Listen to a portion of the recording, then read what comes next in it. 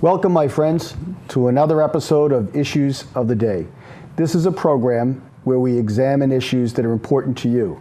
It's not our objective to convince you of our position or of anyone's position.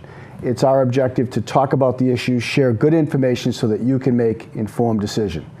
Today, I have a very, very special guest, my friend and colleague, leader of our Plymouth delegation, Senate President Murray. Terry, thank you for joining us today. Happy to be here.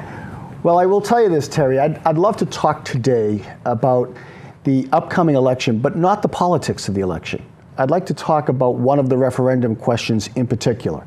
Before we do that, though, I want to talk about you a bit. And I didn't script this with Terry, so you're going to probably be upset with me for raising it. But I've had the pleasure of working with you now for 4 years. And, you know, what a joy it is with you leading the way and Vinny and myself. We have a lot of fun. I do. We laugh a lot. We fight occasionally in trying to find some sort of resolution to complex issues. But we've also become great friends. And Vinny has become a great friend. And the delegation itself has become, in my opinion, one of the leading delegations in the State House. But it occurred to me that in the past 4 years, perhaps it's because of our friendship, my view of you has evolved. Hasn't changed, it's evolved. I always saw you, Terry, as, and I know you hate to hear this, the smartest gal in the room. On any particular issue, you had dates, you had facts, you had figures, you were somewhat of a policy wonk. You understood policy. You made it important to do your homework. I suspect that came from growing up in a library in Dorchester. But over the last 4 years, I've come to know you as a person. And I think when you're in a position of power, like you're in, people have a tendency to see the person in the context of her role or his role in that powerful position, and maybe don't know the person as well. So I know I'm catching you off guard with this, but here's what I'd love to ask you to do before we talk about the issue of the day. Tell us about you. Where did you grow up? Tell me about your family. Tell me about you. I'd love to hear about you. Okay, well, I think most people know I grew up in Mission Hill in Dorchester. Attended 12 years at parochial school, which makes me a policy wonk. It makes me have my work done and right. Have my facts and figures. Do your homework. Do my homework, absolutely. The good sisters of Notre Dame made sure I did that. I was a daughter, obviously. I have four sisters. I had a brother. He died as an infant. So it was my dad and 6 women in the house. Oh, what a saint. I know. Well, he thought so, yes. He thought so. And I have a daughter. And, you know, I've lived in Plymouth now for over 30 years and just think it's the Plymouth area here is just one of the most beautiful places there is in the state. And feel, you know, when I come down that highway and hit kind of Pembroke and you're able to breathe again, particularly in the summer and the better weather, you know, kind of relax a little as you come home. It's a nice feeling, and it's a great community. I have a lot of friends in the community. I used to be very active, a lot more active than I am now, but still try to get to everything. What caused you to choose Plymouth years ago? Oh, the GI Bill. Really? The GI Bill, right. We bought our first house with $5 down. And it was $27,900, and we thought we'd never be able to pay that off. It was so much money, but now you buy a car for that. Yeah. A used car.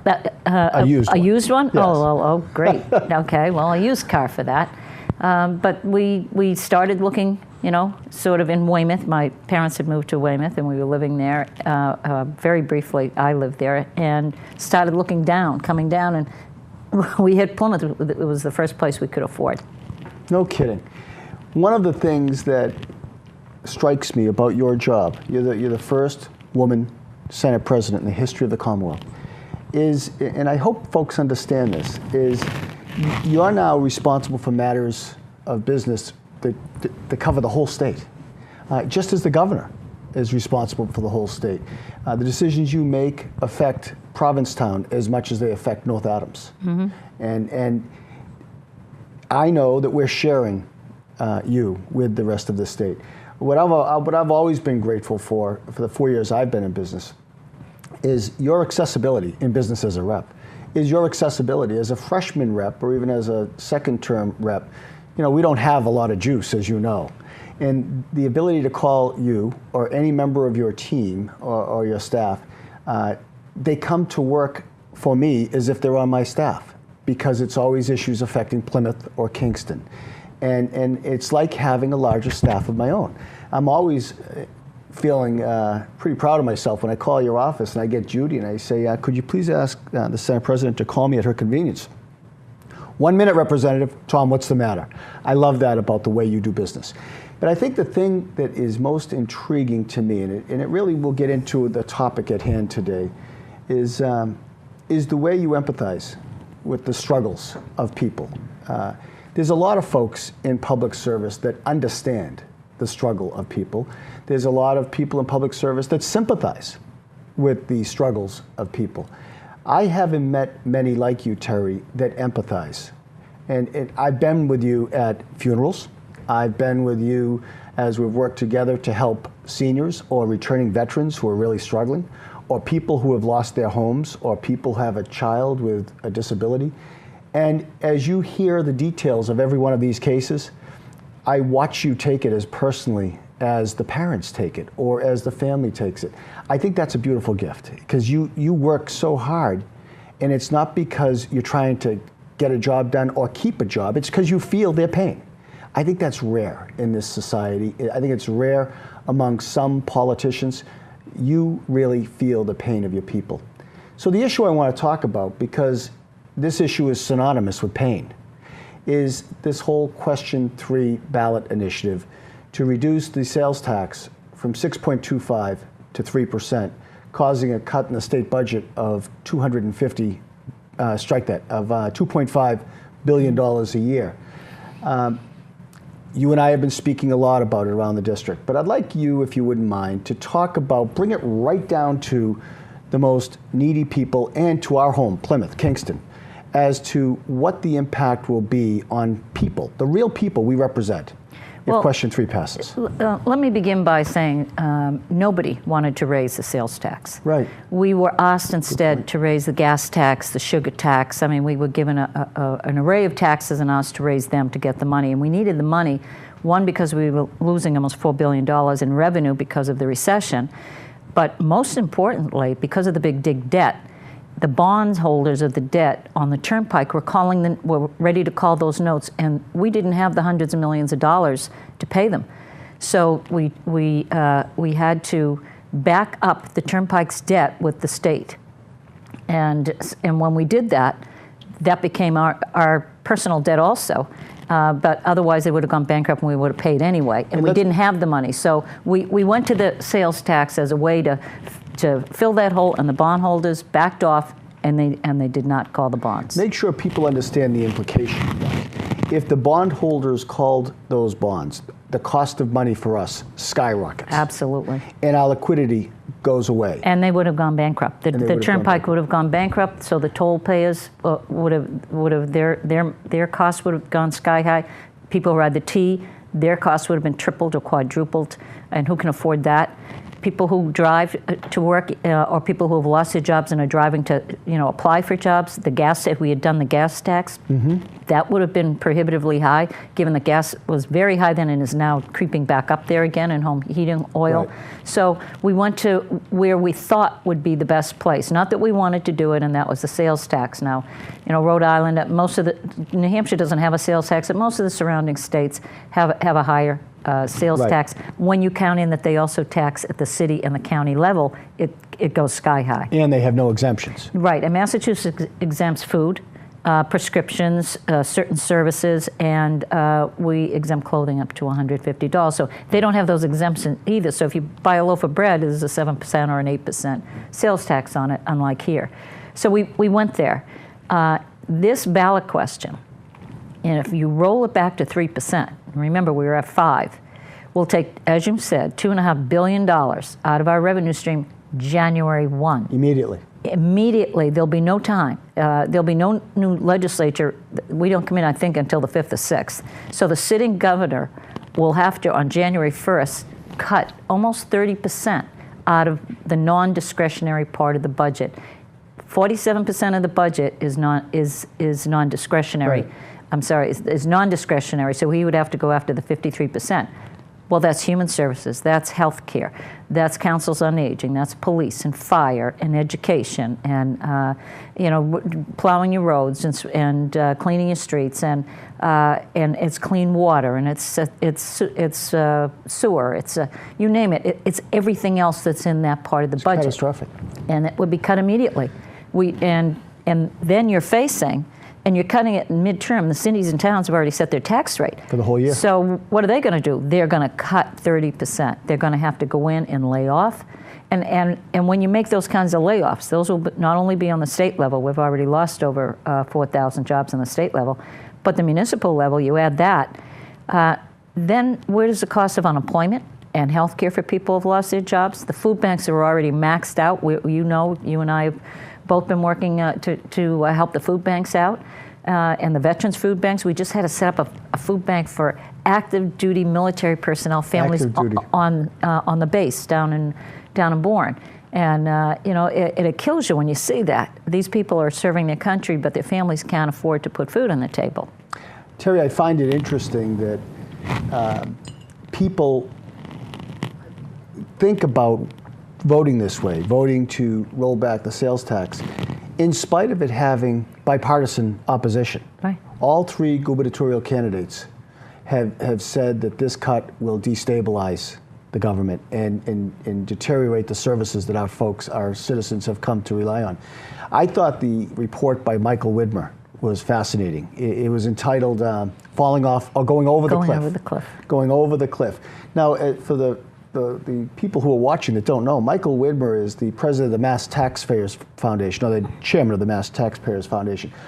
A fairly conservative, business-funded, I call it a think tank, I know it's not, but generally regarded by both sides of the aisle as the independent analyst of state finances and administration. Michael Widmer, it's his number that we all use, that there would be an across-the-board cut of 30 to 35% of all services, including local aid. Now, speak to this, if you would, Terry. I find it very frustrating. When I go out and speak to people, they say, you politicians, every time you talk about a cut in local aid, you talk about police, fire, EMS, and teachers. And I try to explain that that's 75 to 80% of most municipal budgets. Where else would the cuts be made? I struggle because people still don't believe that.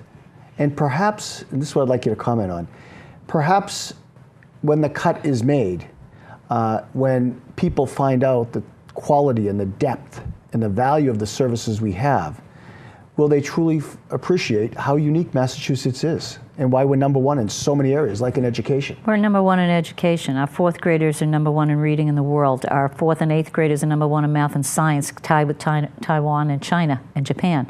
I mean, we provide good services for the revenue that we bring in. And I know there are a lot of people who don't believe it, but we are just getting out of this recession. So we are 2.4% of the national population here in Massachusetts, but we've since January through June, we've created 9.4% of the jobs. So if you roll this back, it will be devastating to our economic vitality. We're moving out of this recession slow. The August figures weren't good for jobs, the job loss, but we're still better than every other state. We've still created 40,000 plus jobs. If you roll this back, you're going to have higher unemployment. Mm-hmm. You're going to have no services in some places. Some programs will just absolutely disappear, but it will come down at the local level. How does a city and town that set their tax rate cut up to 30%? With 5 weeks' notice. With 5 weeks' notice and 6 months left in their fiscal year. That's right. Well, I as you have, I've traveled quite a bit throughout the country before I joined the legislature. And I've opened up businesses in places like Mississippi, places like Arkansas, South Dakota, New Mexico, and we on every corner have a vets agent. We on every corner have a council on aging. We invest in our children, and that's why they're number one. Those other states don't. But the part that really intrigues me is people continue to talk about Massachusetts being an unfriendly business state. I'm sure you've read the recent poll by CSNBC, an independent poll that ranked Massachusetts as the 5th friendliest state to do business in, and that's the reason for our economic recovery, the way you and the Speaker and the Governor invested in certain industries. Tell us about those industries. Well, the life science and the green energy and new technology industry is really paying off for us. We concluded a conference last night in Boston where we had 100 different companies, scientists, and researchers from all over the world in my office for a reception when it was over. And they want to do business in Massachusetts, and they have millions of euros to invest here. And they want to bring their companies here and set up here, which means a lot more jobs for us. And these are well-paying jobs. Good jobs. Yeah, very good jobs. And our Life Science Center is being able to match with Queen's and Ulster University in the Northern Ireland, and we've created this new organization called NIMAC, Northern Ireland Massachusetts Connection. And then the Finns came in and signed a letter of intent yesterday. Really? And the EU Commission came in and signed and said, we want to be part of this.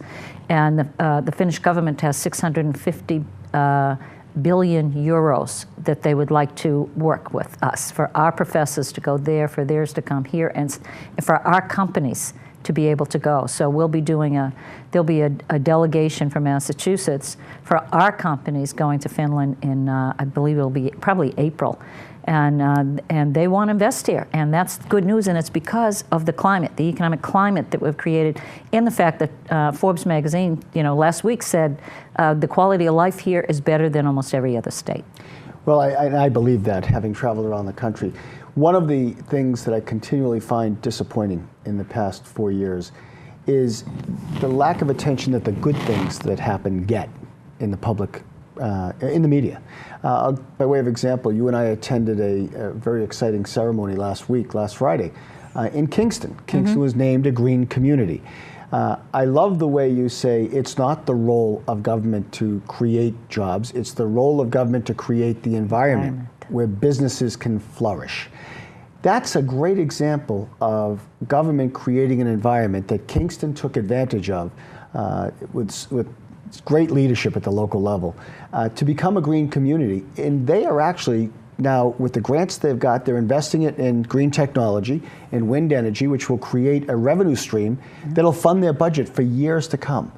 But did you notice there was no media there? There was no media there. That is a huge home run. That's a success story of government creating an environment. I know you authored the bill, of government creating an environment where people want to invest and meet multiple objectives at the same time. Create clean energy, create an ongoing revenue stream to pay for other services and invest in other technologies. What I found interesting is when I first joined the legislature, we were on the eve of a recession. Perhaps we didn't know it as well as we do now. History is always 2020. But what was amazing to me is my first year, you were leading the charge to invest lots of money in target industries that today are growing at double digits. I think that's visionary, Terry. So where do we go from here? How do we continue to create a robust Massachusetts economy where the backdrop is a national economy that hasn't taken the actions Massachusetts is taking, and we could be at risk of it dragging us down? It could. We are at 2%, growth. Right. That's a very small amount, but other states aren't growing at all. At all, or they're still in decline. Right, or they're declining, and our 2% is going to be slow and steady. So we have to really pay attention because even without the tax rollback, we're still facing a $1.5 to $2 billion budget shortfall for next July, and we have to be creative. The good news is that we are 205 as of the end of August, September. Excuse me. We were 205 million more than we expected coming in for revenue. Halfway through October, the snapshot, another 79 million. Now it's not like the boom years where we won $1 billion in a year. Anything in the black is good. Anything in the black is good, and this is being husbanded for the next fiscal year. So that we already have 700 million we've got put aside for the next fiscal year. So if we continue this little bit of growth, we continue to husband those costs, those numbers in the rainy day fund, we're going to be facing a problem, just like every other state, but it's going to be less of a problem than if we continued the spending the way we had. And as you know, last year when the House had done their budget before the final numbers came out, and we all agree in January what the number to build the budget on is, the governor put his budget out, the House put theirs out, and I wouldn't do it because I knew we had dropped $800 million. Yeah. So the Senate put out a budget that was $800 million less than both the governor and the House, but that was the reality. Being courageous can be pretty lonely, huh? It certainly can when people are used to getting a certain level of service, and you have to take care of people that.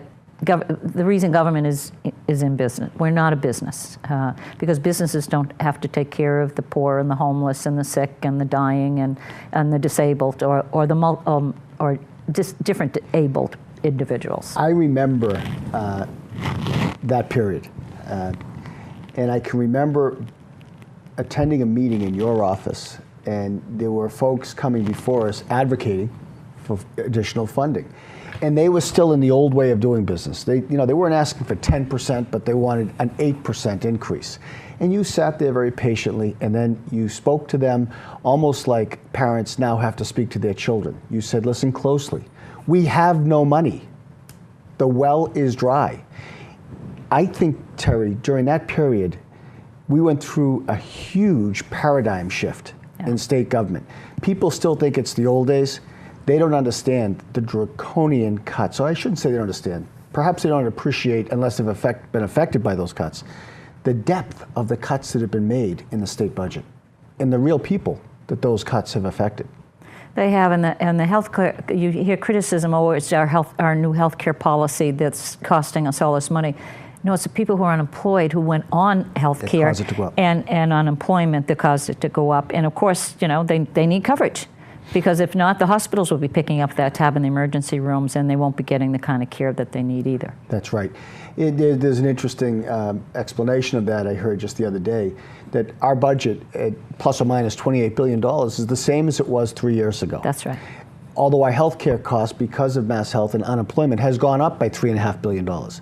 That means we had to have made $3.5 billion in real cuts. And during the crazy campaign season, people sometimes don't recognize or don't use those facts because it doesn't make their case. Those cuts have been very deep and very difficult. Let's switch gears for a minute because there's a lot going on in Plymouth with respect to veterans services. And Kingston. And Kingston. But with respect to the Nathan Hale Foundation, with respect to the VA clinic that we'll get the answer on, as you know, next Tuesday, right. In terms of the location where they've chosen. You've shown extraordinary leadership for veterans at the State House. Extraordinary leadership, and made very tough, bold decisions to stand by them, and it's costed other areas, and I know you felt badly about that, but where do you get your general, other than the general respect and admiration we have for veterans, you seem to have a very special place in your heart for veterans because you stand by them at all costs, and I see that you are very lonely at times when you do stand by them, or alone, I should say. Where do you get that special admiration for veterans? I think that they deserve to be thanked for their service to the country. And our active duty personnel and people who were in the reserves never expect to be called 2 and 3 and 4 times right. To a war zone and leave their families behind and leave their paychecks behind. So we stepped in, and if you're a state employee, we've filled that gap, and we've asked other companies or municipalities to do, and given them the authority to do the same. We've also done tax breaks so that they can hold on to their houses as their property taxes rise, and they're not there to, again, with their paychecks. We've done for retired veterans. We've done a lot of different tax credits and breaks for them, again, so that they can hold on to their homes and their dignity. And we're creating, there's another study now for a third soldiers' home. Because some feel more comfortable among their own comrades, among their comrades when they get older and they're ill, and we have the ability now to offer tuition free in our public higher education for the children of those who have lost their lives, as well as the returning veterans, which is what the GI Bill was all about. Right. Is, you know, when they came home from World War II, when they came home from Korea and Vietnam, the GI Bill was there for them, and then the federal government cut it way back. So now Massachusetts stepped up to the plate, filled in the holes the federal government left, and we are now #1 in the country in support of our veterans and our active duty military personnel. It's really very exciting, and I love to look at this stuff on all the things that Massachusetts is #1 on, whether it's education or healthcare or veterans services. And it seems that not many people in Massachusetts understand that we're #1 in so many areas. And I love to travel the district and talk about it. And I love to listen to you because that's where I learn where we're #1, and then I can go out and tell people about it. So I appreciate your leadership on that. I don't want the show to come to a close without you having a chance to talk about your favorite topic, that of senior citizens and senior services and the challenges we face all the time in making sure that some of our seniors who are among the most vulnerable and the most at risk get the type of services we need, whether it's in healthcare or housing or even the local council on aging to go hang their hat and reminisce with their old friends. Very, very important to who we say we are as a culture, that we never forget the seniors.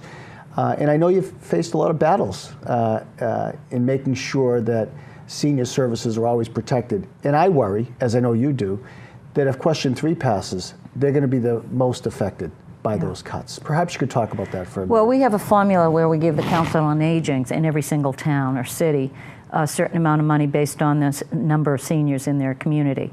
And we've been able to raise that every year because they provide, the COAs just provide Meals on Wheels, they provide nutritious meals at some of the housing authorities, they provide rides to doctor's visits, and they provide just a host of other social services within every single COA.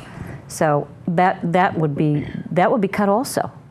And what do those people do? They're already alone. The only person they see sometimes is the person who comes with the meal. The healthcare provider or the Meals on Wheels. Or the healthcare provider or the Meals on Wheels. And no one else to talk to. And they're very isolated. So the COAs really try to bring them in and have some socialization in their lives also. But there are plenty of active seniors too, and they let us know that these services are important for everybody. And we upped the circuit breaker tax break for those seniors living in their own homes so they can stay in their own homes. And we upped the value of the house so that they could continue to live there. Well, Terry, I got to tell you something. It's been such a privilege serving with you. And next time we meet on camera, it'll be after the election. Hopefully we'll both be sitting here and trying to deal with the challenges of the day. But I do want to say publicly that to serve with you is both an honor and an experience. I grow every day by listening to you. I learn about the issues every day. You're not the typical politician. You tell the truth all the time, even when people don't want to hear it. You tell the truth all the time. And I think that's a beautiful quality. And at the end of the day, this election, I think, is going to be about those that are courageous enough to tell the truth. And so I just want to thank you for your service. Thank you, Tom. And for your friendship. You're wonderful. Folks, thank you for joining us. I guess our time is up. I want to thank Senate President Terry Murray for joining us. And as usual, next time we meet, we'll talk about a different issue of the day. It'll be after the election, so hopefully I'll be with you. And you as well, I'm sure Senator. You will. Thank you so much.